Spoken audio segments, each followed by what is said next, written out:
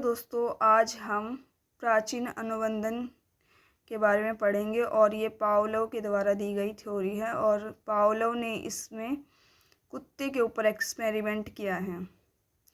कुत्ते को एक बॉक्स के अंदर शिकंजे में कस दिया गया और शल्य क्रिया द्वारा कुत्ते के जबड़े में एक नली इस प्रकार फिट कर दी गई कि मुंह में निकलने वाली लार उस नली से होते हुए शीशे के एक मापन गिलास में एकत्रित हो जाए। इसके बाद एक घंटी बजाई गई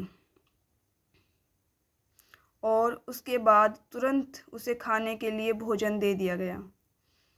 अगले कुछ दिनों तक उसे हर बार घंटी की ध्वनि के बाद भोजन प्रदान किया गया। इस तरह के कई प्रयासों के पश्चात एक टेस्ट किया गया जिसमें हर प्रक्रिया पहले जैसी ही थी, सिवाय इसके कि इस बार इस प्रयास में कुत्ते को घंटी बजाने के बाद भोजन नहीं दिया गया। कुत्ता भोजन प्राप्ति की आशा में घंटी की ध्वनि सुनने के बाद लार टपकाता रहा, क्योंकि घंटी के साथ भोजन का संबंध था। घंटी और भोजन के बीच इस साहचर्य के फलस्वरूप घंटी की ध्वनि के प्रति कुत्ते द्वारा लार के स्राव के रूप में प्रदर्शित एक नई अनुक्रिया की प्राप्ति हुई। इसे अनुबंधन कहा गया। पावलोव ने बताया कि जो पहले केवल एक स्वाभाविक जैसे कि भोजन दिया गया और लार का आना एक स्वाभाविक प्रक्रिया थी, लेकिन जैसे घंटी के साथ भोजन का संबंध स्थापित कर दिया, घंटी बजती और भोजन दे दिया जाता।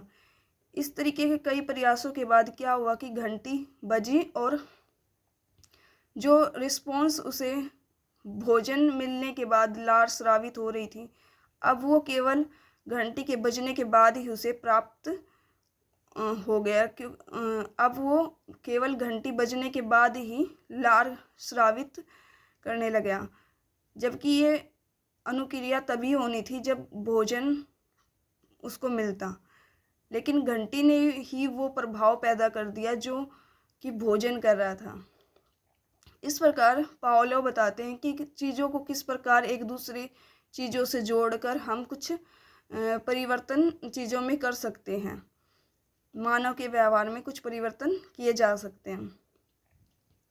तो यहाँ पे बताया गया है कि शुरुआत में जैसे कि अनुबंधित उद्दीपक अनुबंधित अनुक्रिया, पहले कोई कंडीशन नहीं थी उसके साथ, पहले नेचुरल था कि उसको भोजन दिया जा रहा था, तो स्वाभाविक जो रिस्पॉन्स था वही आ रहा था कि उसके मुंह से लार स्रावित हो रही थी।